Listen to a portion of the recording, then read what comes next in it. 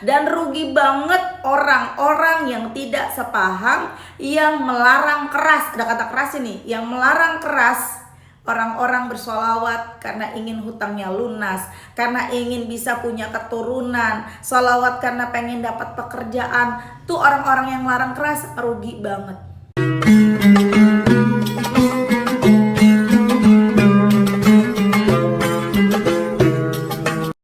Nah, kamu klik Gmailnya, kemudian kamu klik tulis. Nah, di kepada tuh kamu masukin atau ketik email yang kamu tuju. Email aku meliza.arnelia@gmail.com. Kalau udah, kamu ketik di bagian subjek itu judulnya testimoni atau dikosongin juga boleh. Nah, ditulis email baru kamu ketik testimoninya. Di situ bisa kirim panjang kayak apa juga bisa. Jadi jangan ngetiknya di subjek ya, karena banyak yang kirimnya di subjek, akhirnya kepotong-potong testimoninya gitu. Gampang kan teman-teman? Kalau udah kalian klik bagian kanan atas tuh yang warna biru, ada panah ke samping kanan gitu, ada gambar panah ke kanan gitu, itu diklik. Nah kalau itu diklik itu sudah terkirim, nanti ada notifnya kok terkirim tuh ya kan. Bismillahirrahmanirrahim. Alhamdulillahirabbil alamin. Allahumma sholli ala sayidina Muhammad wa ala ali sayidina Muhammad.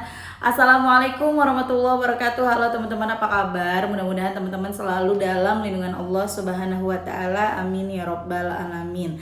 Alhamdulillah, kali ini aku akan sharing lagi pengalaman sholawat dari teman-teman kita. Tapi sebelumnya buat teman-teman yang punya kisah keajaiban sholawat, langsung aja kirimkan ke email aku meliza.arnelia@gmail.com. Kalau bingung cara kirim email gimana, ini caranya.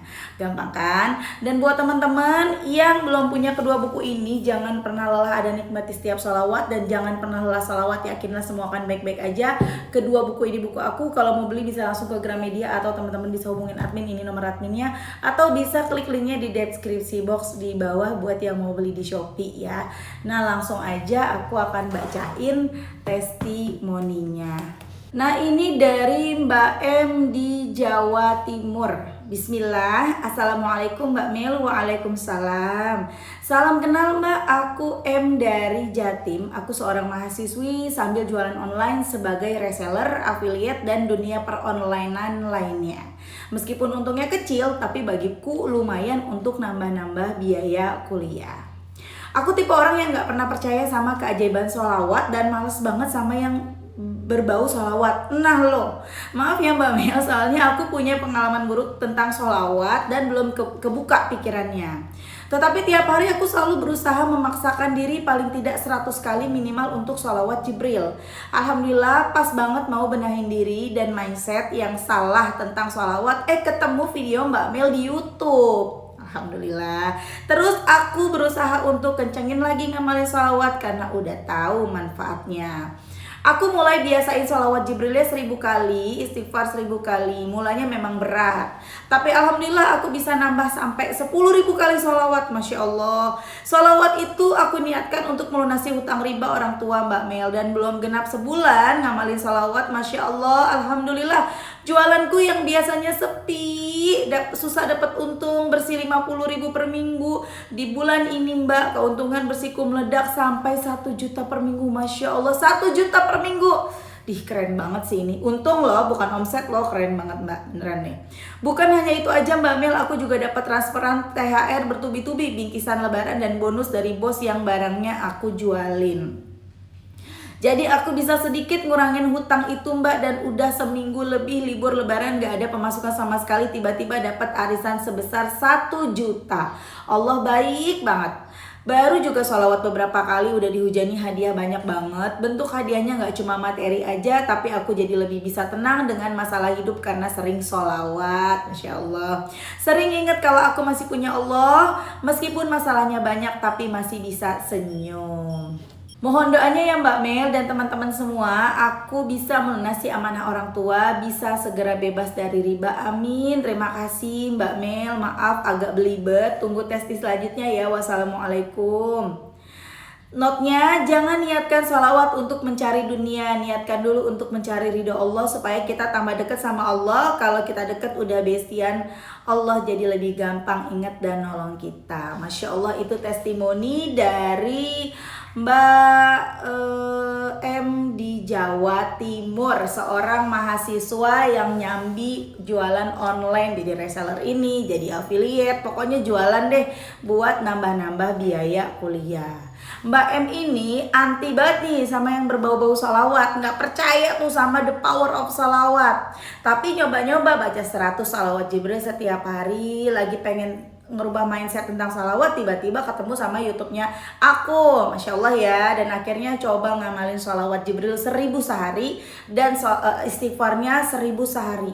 Masya Allah, jualan online-nya tuh rame teman-teman. Yang tadinya jualan online-nya untungnya itu seminggu paling 50.000 katanya ya, tapi Masya Allah dalam waktu 1 minggu untungnya 1 juta. Tuh 1 juta per minggu. Pas abis libur lebaran kan nggak ada pemasukan, tiba-tiba dapat arisan. Pokoknya ada aja jalan dari Allah, pokoknya ada aja rezeki yang datang. Nah mbaknya ketika sudah mulai mengenal salawat, mbaknya mbaknya niatin salawat itu pengen ngelunasin hutang orang tua. Orang tuanya punya riba, jadi kepengen ngebantu orang tua gitu ya. Masya Allah keren banget nih ya. Dan Masya Allah pelan-pelan Allah kabulkan doa-doanya dengan pemasukan yang lumayan, kan akhirnya bisa ngebantu nyicil utang riba orang tua. Masya Allah ya teman-teman. Ayo udah pada mulai salawatan belum? Mau nunggu sampai kapan? Jangan diikutin malesnya. Baca salawat Jibril 1000 itu gampang banget dan mudah banget dan cepet banget. Kalau kamu duduk ya 1000 Jibril itu kamu cuman butuh waktu 20 menit sampai 30 menit. Sallallahu ala Muhammad, sallallahu ala Muhammad, sallallahu ala Muhammad, sallallahu ala Muhammad, sallallahu ala Muhammad. Kalau kamu 1 jam ya, walaupun gak pakai tasbih, tapi kamu gitu terus ya, pakai tasbih yang butiran misalnya, sallallahu ala Muhammad, sallallahu ala Muhammad, sallallahu ala Muhammad, itu 1 jam itu kamu bisa dapat 3 ribuan loh teman-teman. Sallallahu ala Muhammad, sallallahu ala Muhammad, sallallahu ala Muhammad. Setiap hari sediakan aja waktu ya. Jadi bukan disisakan, tapi benar-benar disediain waktu 1 jam. Kira-kira kamu punya waktunya kapan teman-teman?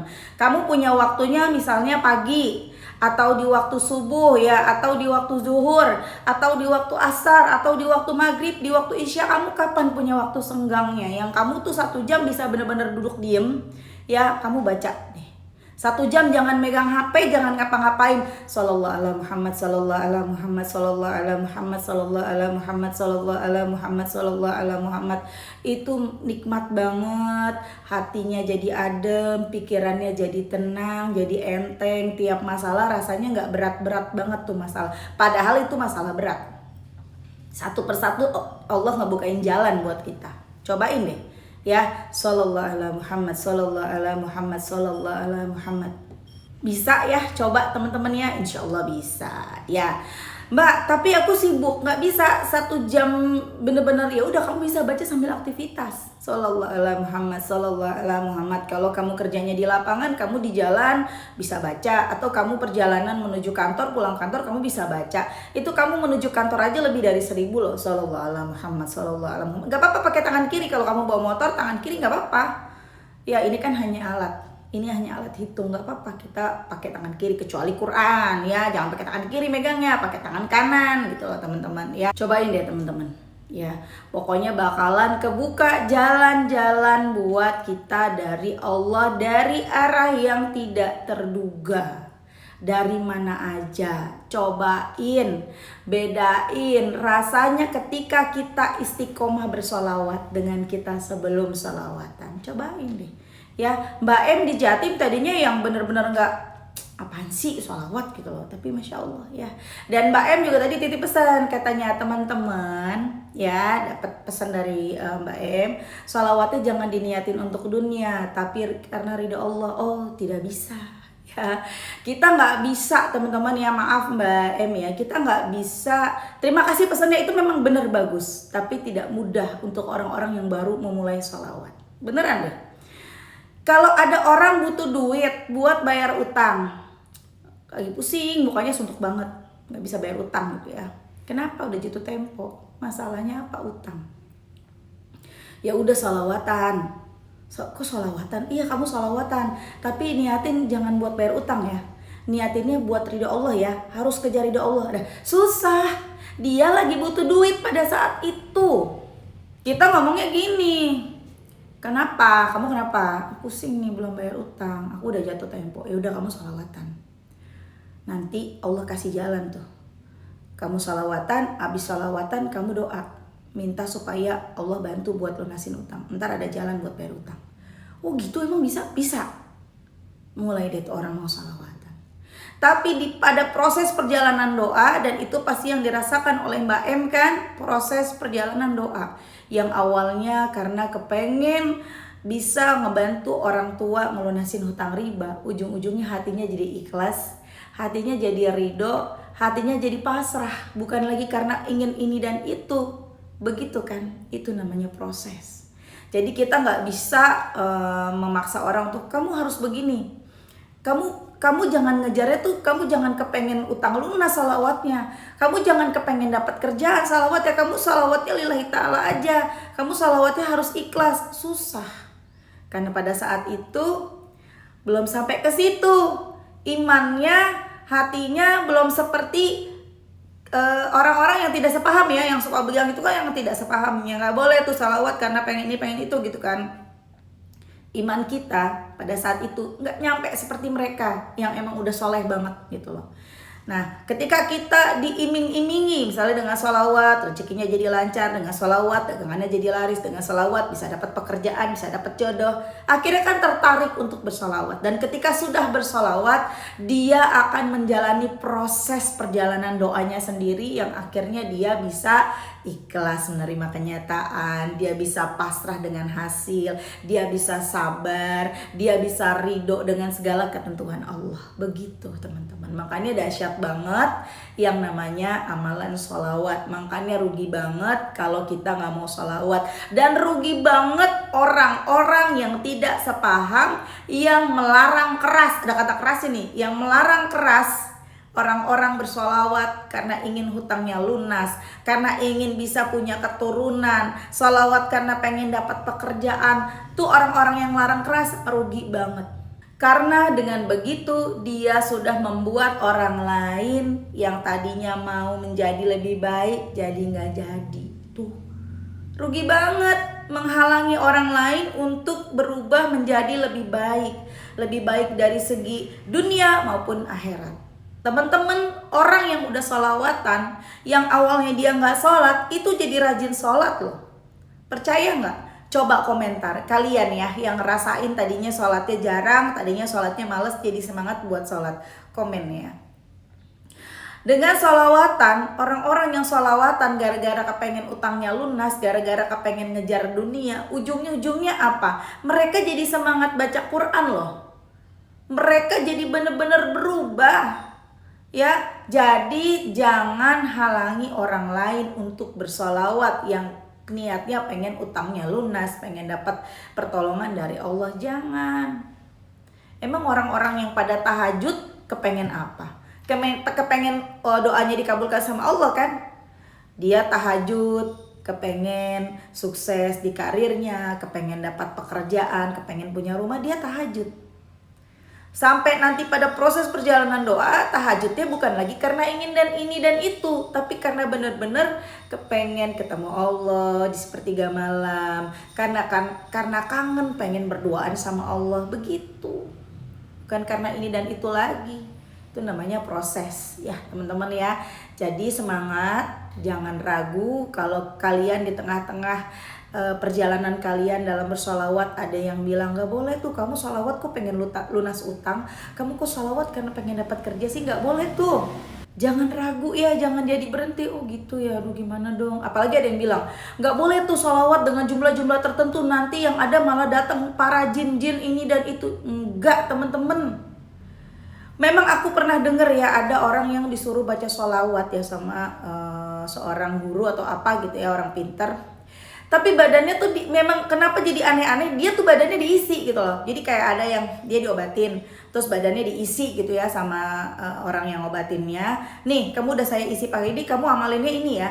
Nah itu yang gak boleh gitu loh. Tapi kita baca sholawat, kita diperintahkan untuk membaca sholawat sebanyak-banyaknya. Memang tidak ada aturan khusus bacanya sekian. Kenapa aku bilang minimal 500 munjiat? Bukan 500 munjiat, aku pakainya minimal. Kenapa aku begitu? Karena dengan begitu hajat-hajatku tuh terkabul saat itu gitu loh teman-teman. Kan kita disuruh baca sebanyak-banyaknya, makin banyak makin bagus ya kan. Nah, dengan aku menargetkan diriku sendiri minimal 500 munjiat, itu otomatis kan kita bacanya banyak. Kalau kita bacanya sebanyak-banyaknya semampu kita, kita kadang-kadang nggak kita targetin sebagai motivasi, ya udah bacanya semampu kita, paling sehari 10. 20 nggak nyampe 100, pertolongannya jadi lambat, akhirnya protes, udah salawatan doa belum terkabul, kan gitu. Kan balik lagi, yang namanya hasil itu pasti sesuai dengan usaha. Kalau usahanya keras, hasilnya juga cepat gitu loh. Kalau usahanya santai, ya hasilnya juga lambat, kan begitu ya. Oke teman-teman, terima kasih udah nonton, semoga bermanfaat dan jadi motivasi buat teman-teman. Kita doakan semoga Mbak M di Jatim hutang orang tuanya segera lunas ya Mbak, dan lancar terus rezekinya, amin. Dan semoga teman-teman yang nonton rezekinya barokah, doa-doanya segera diijabah, amin amin ya rabbal alamin. Assalamualaikum warahmatullahi wabarakatuh.